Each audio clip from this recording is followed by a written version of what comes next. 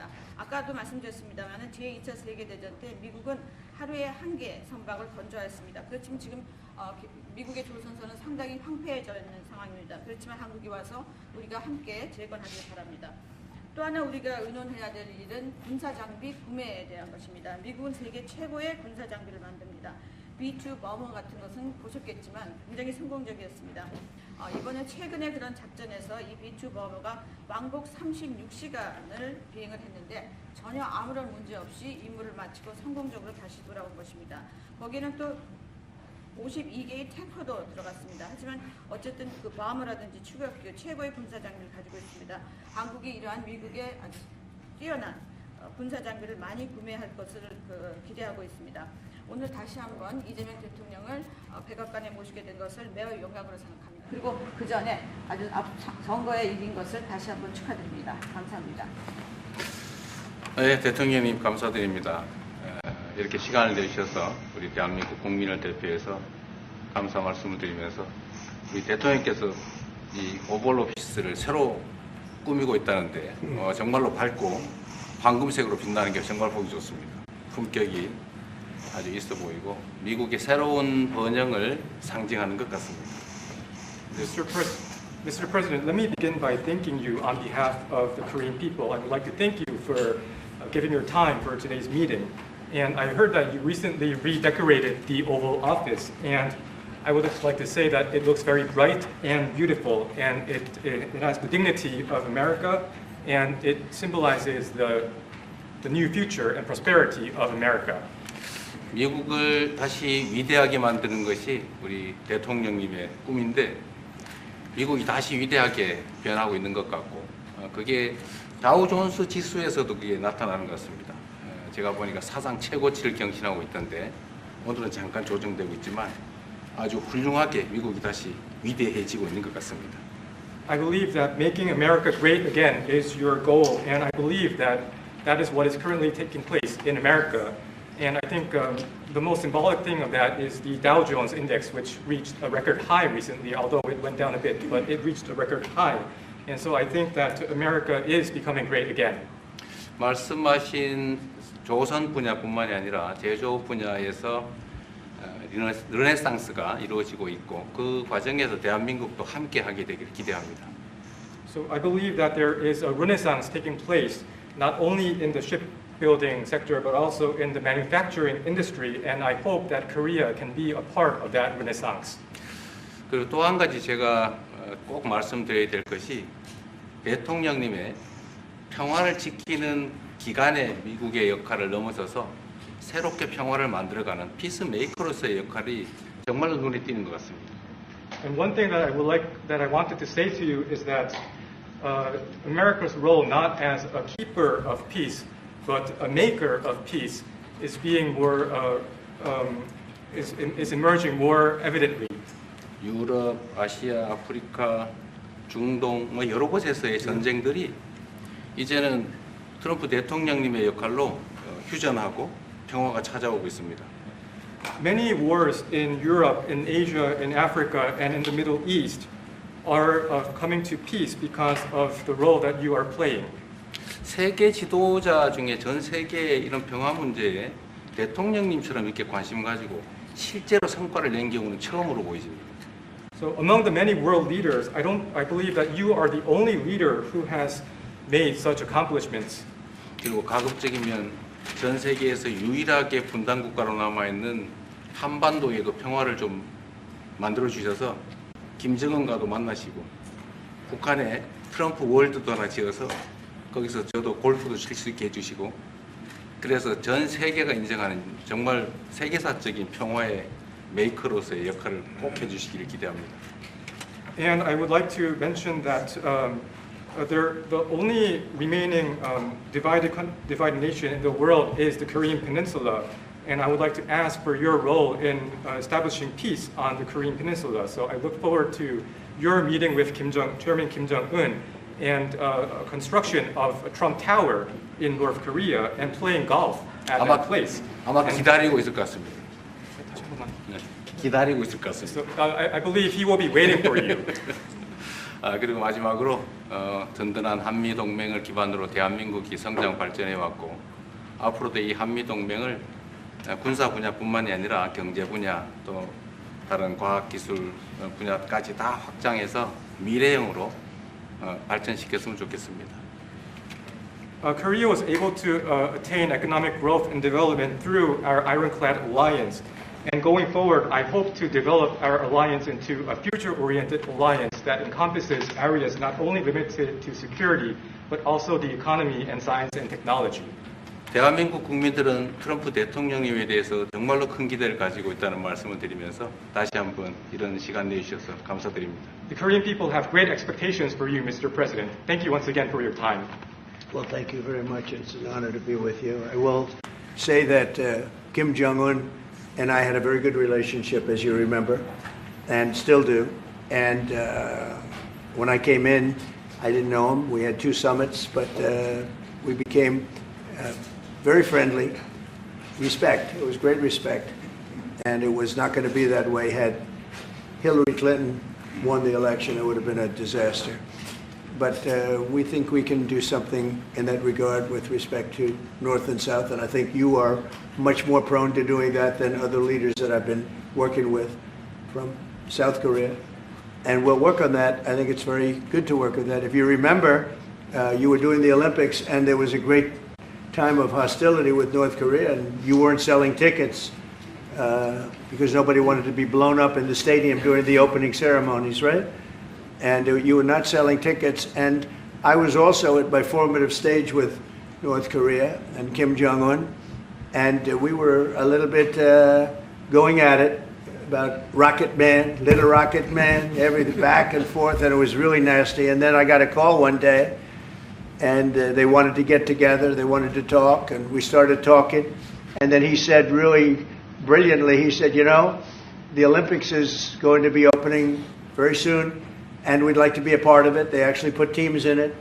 You got along great. And by the way, immediately upon that phone call, you started selling tickets, and it turned out to be a tremendous success. So it went from being empty stadiums because people were afraid to go, because it was a target potentially, to a great success. And I was very proud of that. You had one of the most successful Olympics, and now we have the Olympics coming to the U.S., so we're very happy about that. But that was a great honor to get involved and make the Olympics so successful. 네, 대단히 감사합니다. 다시 한번 모시게 돼서 영광이라고 말씀드리겠습니다. 제가 김정은 위원장과 굉장히 좋은 관계를 가지고 있습니다. 그리고 현재도 매우 좋은 관계가 있습니다. 내가 처음에 취임하고 난 다음에 2번의 정상회담을 김정은 위원장과 함께 했고 상당히 친해졌고 또 더 중요한 것은 둘 다 존경심을 서로에게 가지고 있다는 것입니다. 만일 힐러리 클린턴이 대통령으로 당선했다면 절대 그러한 상황까지 이루지 않았을 것입니다. 제가 보기에는 이재명 대통령께서 한국의 어느 지도자보다도 북한에 좀 더 문제를 해결하고자 하는 의지가 있는 그러한 대통령이라고 생각합니다. 그래서 어쩌면 우리가 함께 노력한다면 어느 정도 진전이 있을 수도 있겠습니다. 사실 그 한국에서 올림픽이 열렸을 때 북한 때문에 많은 사람들이 올림픽 표를 사지 않는 그런 현상이 생겨났었습니다. 그런데 김정은 위원장이 그때 사실은 김정은 위원장과 초기에는 제가 별로 사이가 좋았던 것은 아닙니다. 서로 라켓맨이라고 부르면서 주고받는 그러한 그 해프닝도 있었습니다. 그런데 어느 날 통화를 시작하게 되었고 통화를 하면서 그가 얘기를 했습니다. 한국에서 올림픽이 곧 열리는데 우리 북한도 참가하겠다. 그렇게 얘기를 했습니다. 그리고 그 통화 직후에 올림픽표가 많이 팔리기 시작했습니다. 그리고 한국의 올림픽은 올림픽 역사상 가장 성공적인 올림픽으로 지금 기록되고 있습니다. 또 우리 미국도 곧 올림픽을 주최할 예정입니다. 그래서 우리도 미국에서 성공적인 그런 올림픽을 주최할 계획을 가지고 있습니다. 김정은 위원장 말씀을 하셔서 그런데 사실 대통령님 덕분에 이 북한하고 이 한반도 관계가 매우 안정적이었습니다. 그런데 사실 그 이후 대통령께서 미국 정치에서 잠깐 물러서 있는 그 사이에 사실은 북한의 미사일도 많이 개발됐고 핵폭탄도 많이 늘어났고 진척된 것도 없이 한반도 상황은 정말로 많이 나빠졌죠. Mr. President, you mentioned about Chairman Kim, and thanks to your efforts when you were in office during your first term, the situation on the Korean Peninsula was stable.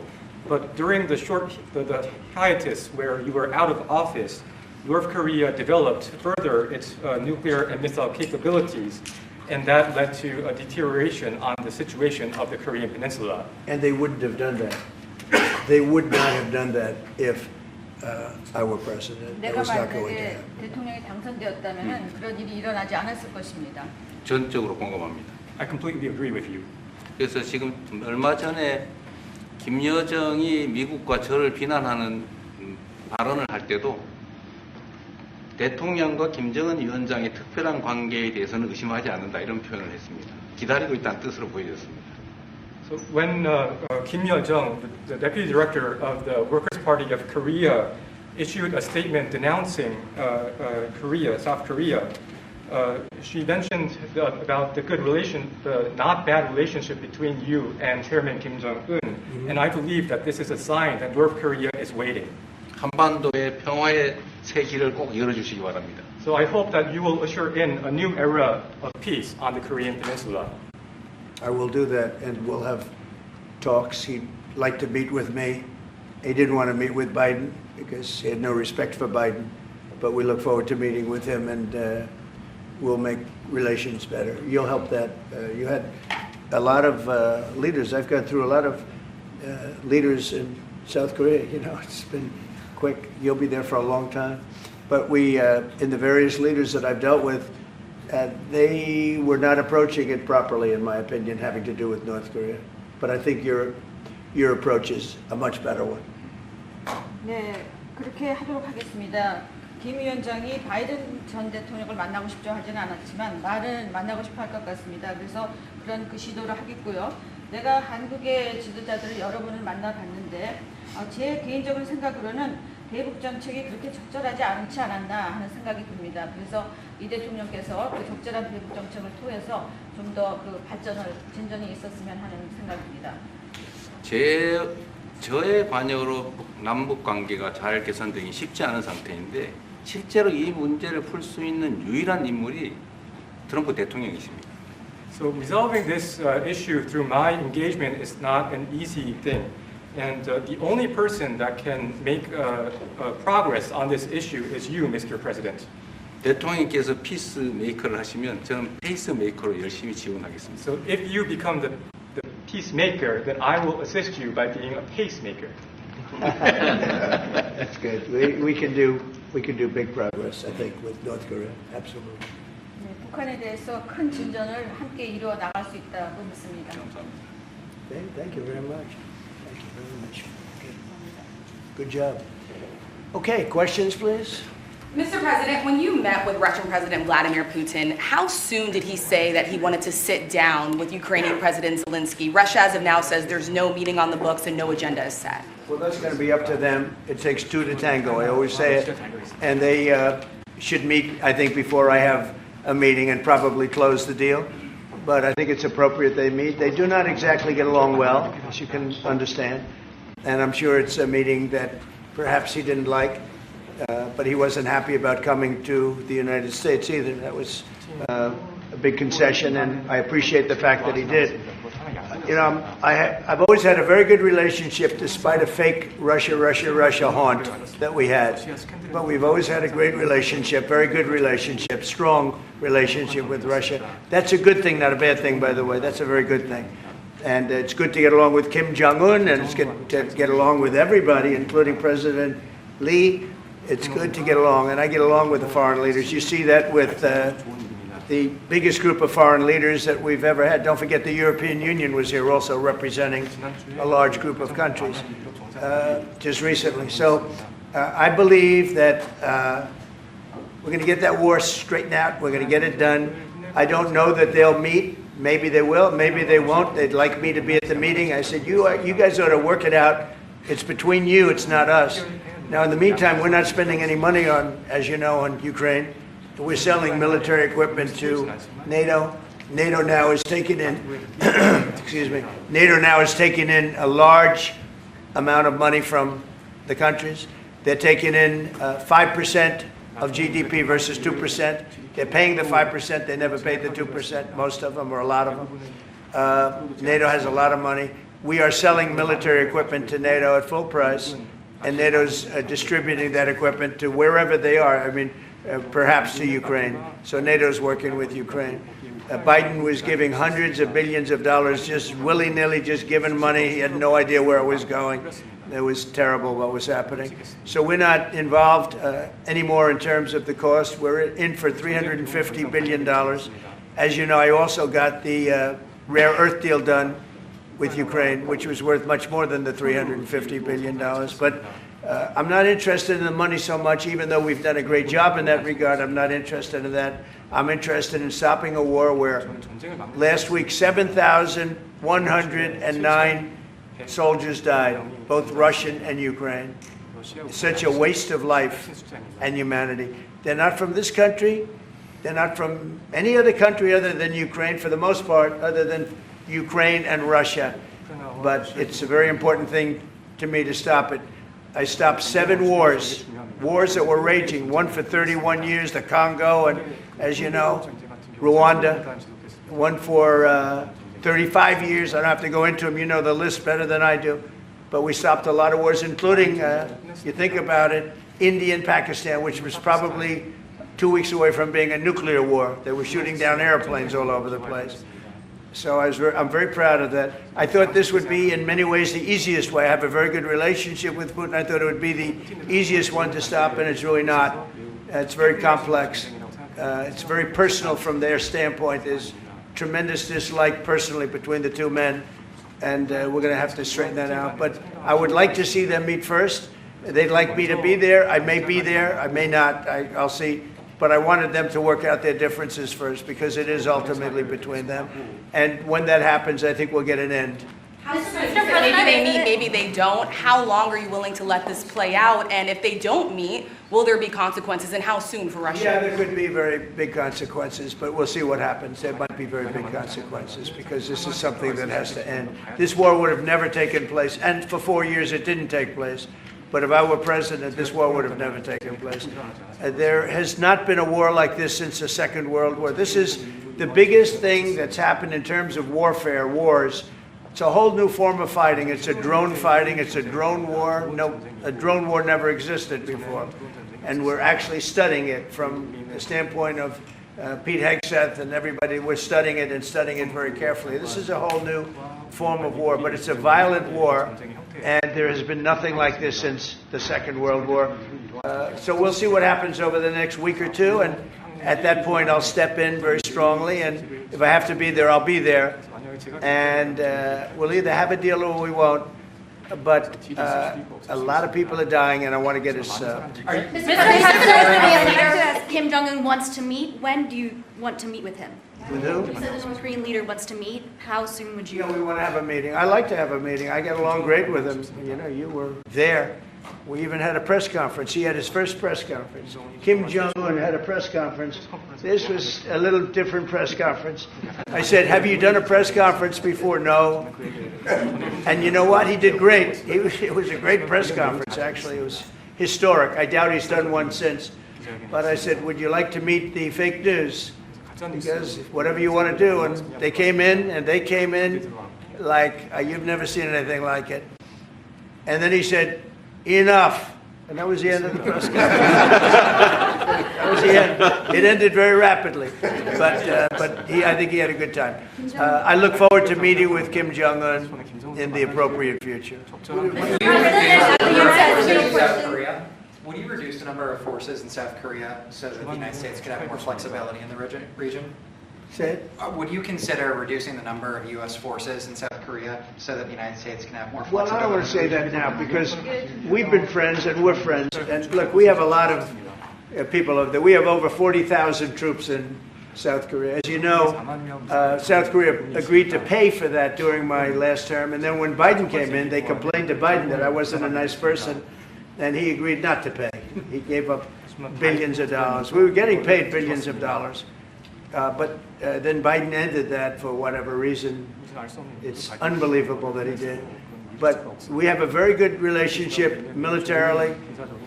They would say, but we gave you land. I said, no, you didn't. You lease us land. There's a big difference between giving and leasing. And maybe one of the things I'd like to do is ask them to give us ownership of the land where we have the big fort.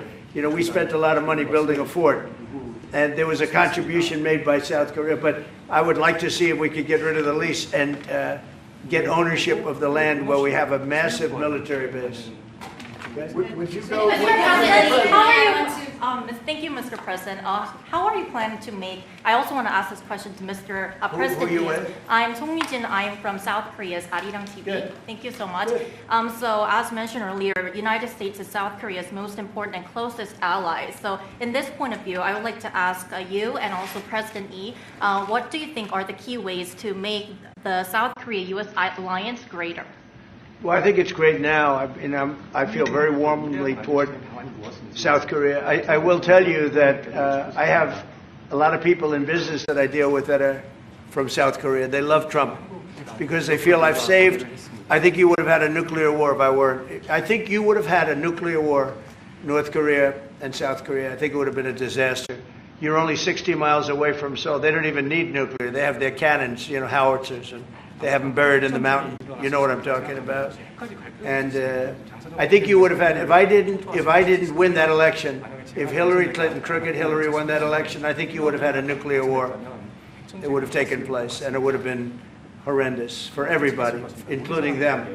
It would have been very bad for them because we would have had to enter the picture, and we are the most powerful nuclear country in the world by far. Russia's second, China's third. China's going to catch eventually, 5 or 6 years. They're working to catch.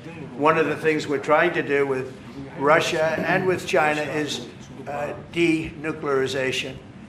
And it's very important. One of the things I discussed with President Putin the other day, it wasn't just that, it was also other things. And I think the denuclearization is it's a big aim. But Russia's willing to do it, and I think China's going to be willing to do it too. We can't let nuclear weapons proliferate. We have to stop nuclear weapons. The power is too great. Okay? Thank you. Mr. President, I'd like to ask you further question about South Korea and U.S. alliance. I'm Anna from the Korea Times, and I'd like to ask you about the trade deal that's on the table. You mentioned about the shipbuilding industry, and President Lee mentioned about the manufacturing industry. And what other areas or sectors that you intend to focus on this trade deal? Because Korea is bringing in many investments and create jobs as well. So I'd like to know the opinions of both, how to get a beneficial outcomes for both countries through this deal. Well, we're going to get along great because we really sort of need each other. We love what they do. We love their product. We love their ships. We love a lot of the things that they make. And they love what we have. We're dealing with them on Alaska having to do with the oil. You need oil and we have it. So we have a big advantage in that way. We have more oil and gas and coal and energy than any other country in the world by far. No, for whatever reason, God was very good to us. He gave us the greatest. We didn't use it. We started to use wind. Wind doesn't work. They started to use solar panels that took over the land all over the Midwest, where the farmers said, what happened to my land? They'd have a 10-mile by 10-mile solar field that they couldn't farm. The most valuable farming land in the world, probably the most vibrant in the world. And they put solar plants all over the place. It's ridiculous. Big, massive black fields of solar that all comes out of China. All plastic, all comes out of China. But we have the greatest amount of energy in the world, and we're dealing with South Korea, as you know, in Alaska. And we're going to be making a deal, a joint venture with South Korea. Japan is involved also, very strongly involved. So we have Japan and South Korea, and we're actually the closest. You know, it seems like quite far away, Alaska, but actually it's right up the little ocean, right up the little Pacific Ocean. It's actually pretty close, relatively speaking. But we have more oil and gas and coal than any other nation in the world by far, and we're going to use it. And that's the thing that South Korea, I think, most wants from us, I would think. Mr. President, would you go back to the DMZ to meet with the North Korean leader? Say it. Would you go back to the DMZ to meet with the North Korean leader? I loved it. Remember when I walked across the line and everyone went crazy? Especially Secret Service, I would say they were going crazy. And I looked into those windows, you know, the windows, the glass, that you could only see if you looked direct, because there was all sorts of stuff. But I looked in and I saw more rifles pointing at me than you could. There were a lot of rifles in that building. The Secret Service was not happy. You know the buildings I'm talking about? The two blue buildings on each side. And I walked up the middle and I looked in the window and I saw more guns in that room than I've ever seen in my life. I looked at the other side and it was the same thing. And yet I felt safe. I felt safe because I have a great relationship with Kim Jong-un. I hope it stays that way. I think it will. I have a very good relationship. I understand him. I spent a lot of free time with him talking about things that we probably aren't supposed to talk about. And, you know, I get along with him really well. I think he has a country of great potential, tremendous potential. Is it possible you meet him this year or maybe next year? Well, I'm meeting a lot of people. I mean, it's hard to say that, but I'd like to meet him this year. President Xi would like me to come to China. It's a very important relationship. As you know, we're taking a lot of money in from China because of the tariffs and the different things. And it's a very important relationship. We're going to get along good with China. I hear so many stories about we're not going to allow their students. We're going to allow their students to come in. We're going to allow, it's very important, 600,000 students. It's very important. But we're going to get along with China. But it's a different relationship that we have now with China. It's a much better relationship economically than it was before. With Biden, boy, what he allowed that, I mean, they just took him to the cleaners. You know the expression? They took him to the cleaners. I'm sure they have an equal expression in South Korea, but they took that guy out for a ride like nobody's ever been ridden before. Terrible. But we have a very strong relationship, Howard, I would say, economically with China now, getting much better. They have to give us magnets. If they don't give us magnets, then we have to charge them 200% tariff or something, you know. But we're not going to have a problem, I don't think, with that. I think that's perhaps behind us. You know, China intelligently went and they sort of took a monopoly of the world's magnets. And nobody needed magnets until they convinced everybody 20 years ago, let's all do magnets. There were many other ways that the world could have gone. But so it'll take us probably a year to have them. We're heavy into the world of magnets now, only from a national security standpoint. But we have a powerful thing. It's airplane parts. They have many Boeing jets. You know, they had 200 jets that didn't fly. And I've sent them all, based on his word, I sent them all of the parts so their planes can fly. I could have held them back. I didn't do that because of the relationship I have. And their planes are now flying. You know, we had 200 of their planes were unable to fly because we were not giving them Boeing parts purposely, because they weren't giving us magnets. Therefore, we weren't giving them. But we have a much more powerful thing, that's tariffs. If we wanted to put 100%, 200% tariffs on, we wouldn't do any business with China.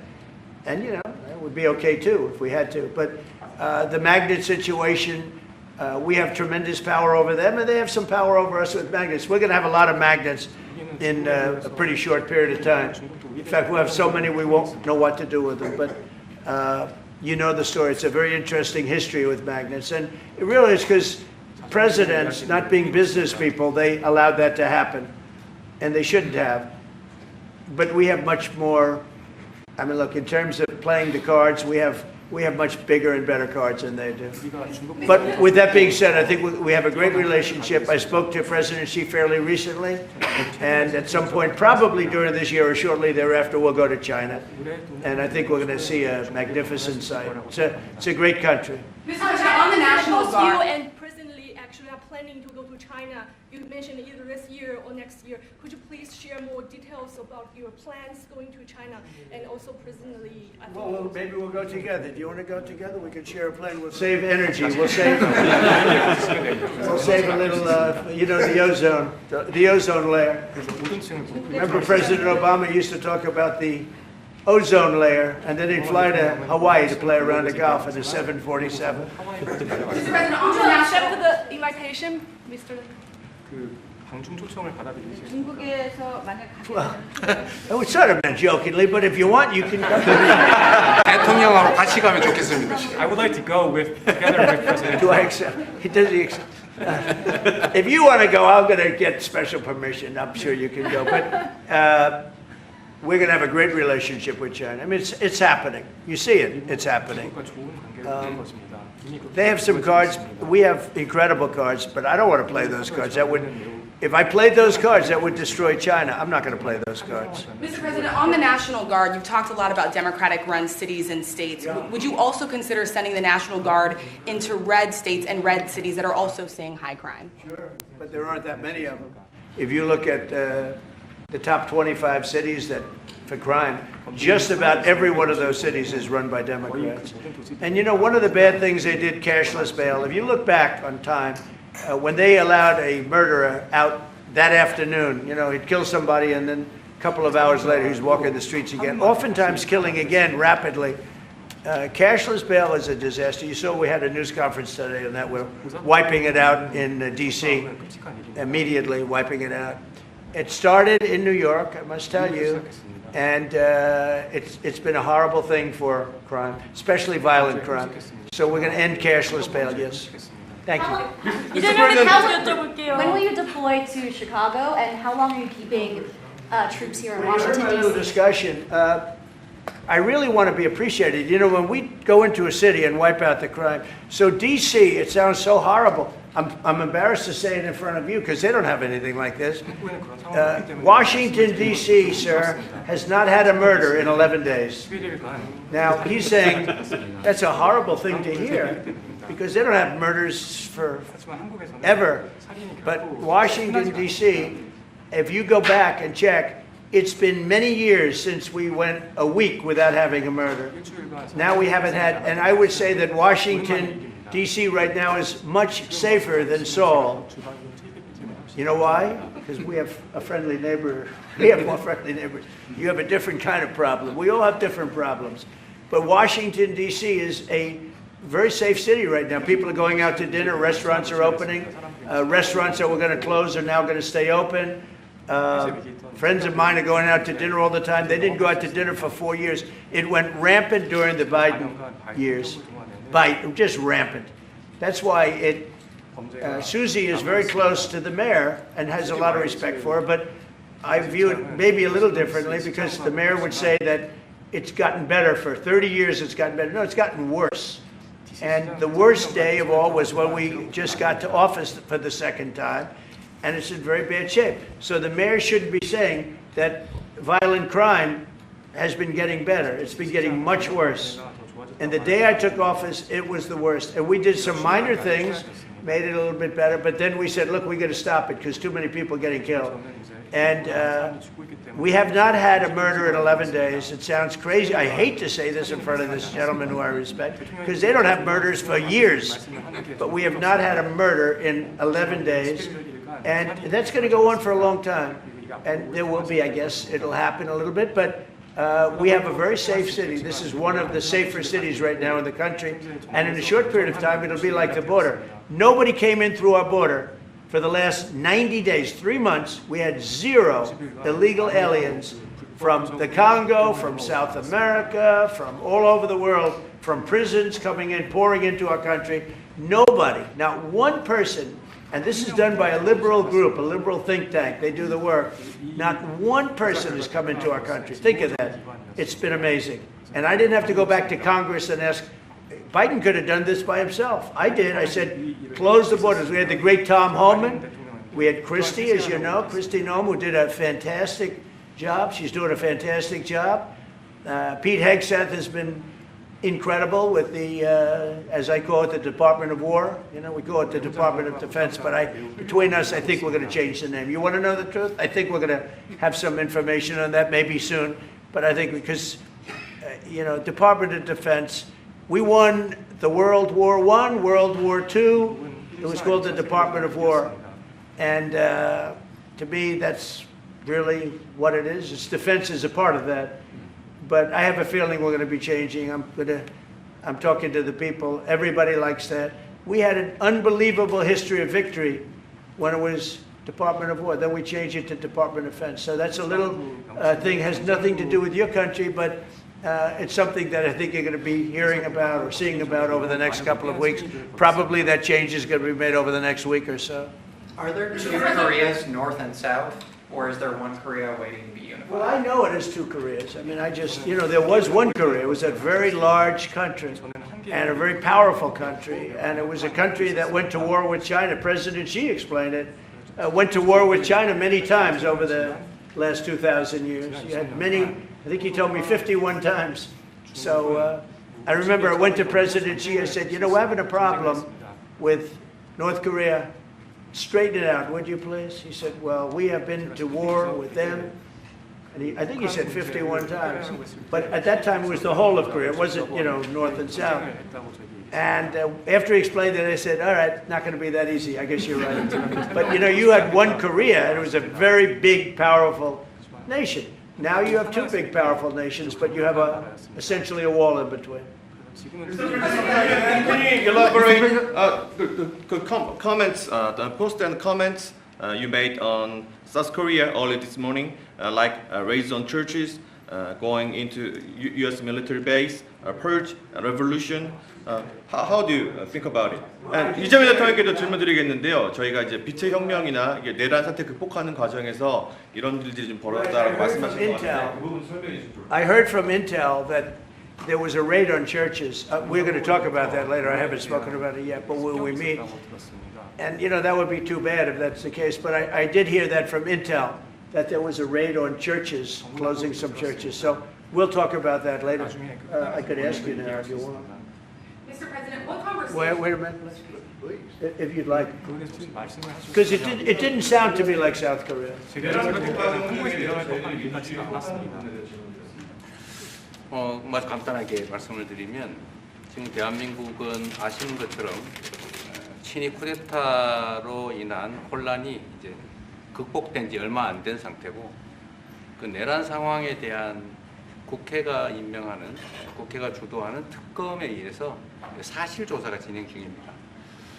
물론 저의 통제하에 있지는 않지만 하여튼 대한민국 검찰이 하는 일은 검사가 하는 일은 팩트 확인, 팩트 체크인데 미군을 직접 수사한 게 아니고 그 부대 안에 있는 한국군의 통제 시스템이 어떻게 작동했나를 확인한 것 같습니다. 나중에 좀 더 자세히 설명을 드리도록 하겠습니다.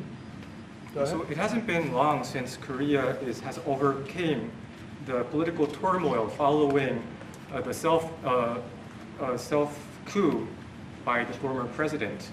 Currently, there is a fact-finding investigation by a special prosecutor that was appointed by the National Assembly. And this special prosecutor... Is his name Deranged Jack Smith, by any chance? they took him from our country. They put Deranged Jack. He's a deranged, sick individual. But go ahead. Go ahead. I'm only kidding.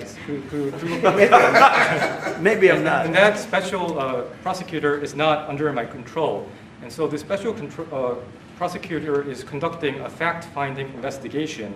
And I would like to explain about what you said about U.S. bases. They did not conduct a search and seizure of American bases, but they looked into the chain of command and the control system of the Korean military. Right. And I would be happy to That's okay. explain about this more in detail I'm sure during our lunch meeting. I am sure it's a misunderstanding, but you know, there is a rumor going around about churches, raiding churches. So we'll talk. I'm sure that's going to be worked out fine. Yeah, please go ahead. Mr. President, what conversations have you had with Israeli Prime Minister Benjamin Netanyahu about what is going on in Gaza? There was a UN-backed report that said there was a famine in Gaza. Based on what you know and what you've been briefed on, do you agree with that? So I mean, I deal with Bibi Netanyahu quite a bit, and we had great success, obviously, in Iran. We knocked out their nuclear threat. That would have been a horror show having them have a nuclear weapon. They would have used it too. We did very well there. Right now, they're talking about Gaza City. There's always talking about something. At some point, it's going to get settled, and I'm saying you better get it settled soon. You have to get it settled soon. And that means, you know, nobody can forget October 7th. People forget October 7th. That was one of the most brutal. I've seen some terrible things, some brutal things. That was about as bad as it gets. And nobody can forget that. With that being said, it's got to get over with. It's got to get over with because between the hunger and all of the other problems, worse than hunger, death, pure death, people being killed. And, you know, I'm the one that brought back the hostages, and I did it with that gentleman right there, Steve Witkoff, and with Marco. All of us, the whole team, we worked together. Even the trade people worked on it with us. And we brought back a lot of the hostages. Now we're left with, would you say 20, Steve, or would you say it's less than 20? I hope it's 20. He hopes it's 20 because some could be dead. That's what he means, I assume. So we have 20, but there's rumors that some could be dead. It's a terrible situation over there. Terrible, terrible situation.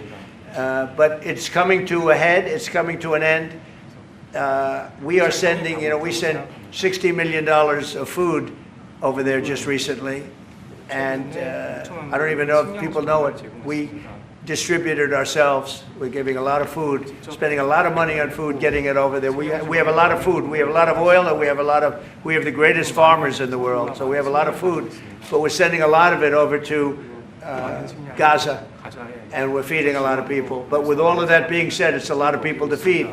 And I think that we will have, I think within the next 2 to 3 weeks, you're going to have pretty good conclusive a conclusive ending. It's a hard thing to say because they've been fighting for thousands of years. If you want to know, that's been a hotbed forever. But I think we're doing a very good job. But it does have to end. But people can't forget October 7th either.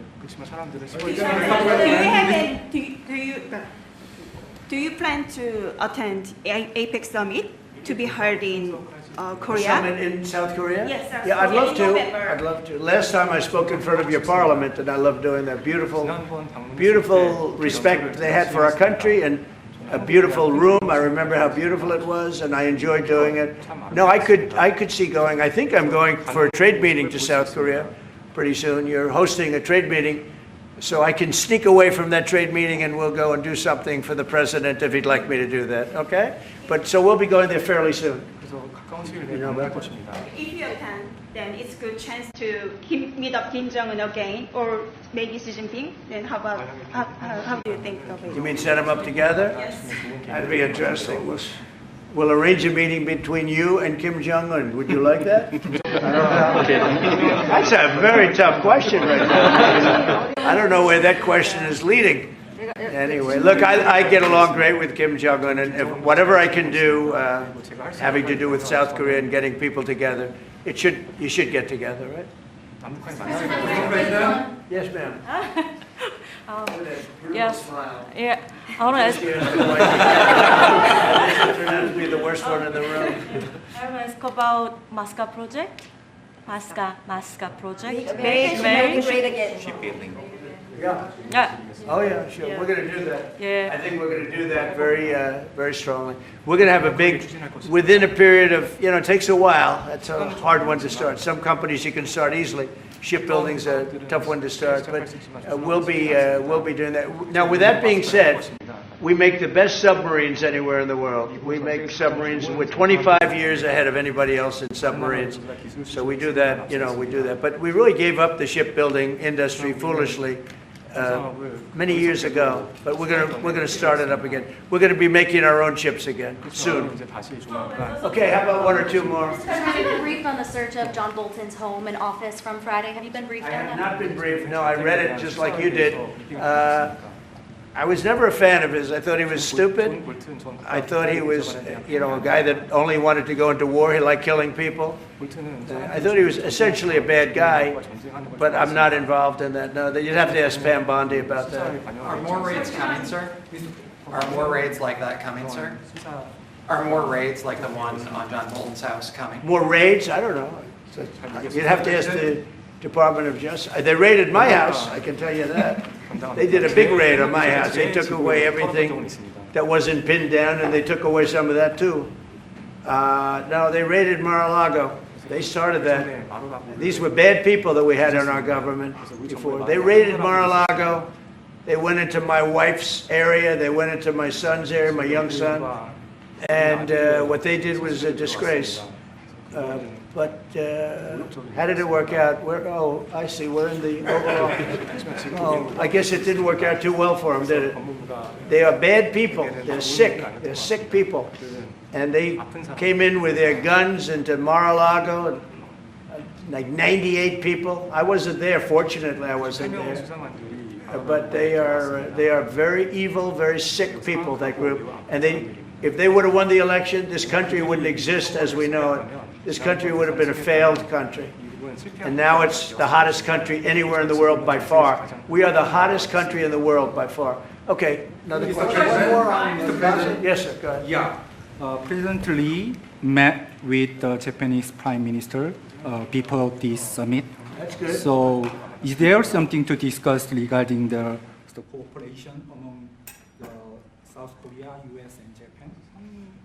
I think so. Look, Japan is a great ally of us, and I had a little bit of a hard time getting you two together because you're still thinking about comfort women, right? Comfort women. That's all they wanted to talk about was comfort women. And I thought that was settled a few times over the decades. But there is an overlapping problem with that. Perhaps I'm wrong in saying it. Perhaps this isn't right, but the whole issue of the women, comfort women, very specifically, we talked, and that was a very big problem for Korea, not for Japan. Japan wanted to go.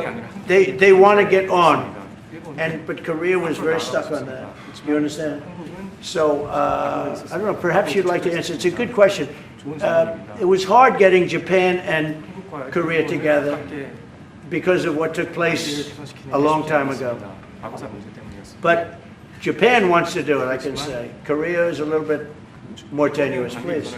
지금 질문은 그 3자 협력에 대해서. 우리 한미일 협력은 매우 중요한 과제고 또 한미 관계의 발전을 위해서도 한일 관계가 어느 정도 수습이 돼야 됩니다. Trilateral cooperation among Korea, the U.S., and Japan is very important, and better Korea-Japan relations is also important for the Korea-U.S. relationship as well. 그래서 대통령께서 한미일 협력을 매우 중시하고 계시기 때문에 제가 대통령을 뵙기 전에 미리 일본과 만나서 대통령께서 걱정하실 문제를 다 미리 정리했다 이렇게 생각해 주시면 좋겠습니다. Because I know that President Trump, that you put emphasis on trilateral cooperation, Right. I made a visit to Japan before coming to the U.S. to settle the difficult issues that we have. Good. Well, Japan wants to get along very well with you, and I find them to be great people, great country, obviously, and they want very much to get along with South Korea. And you have something in common. You know, you want to solve the North Korea problem.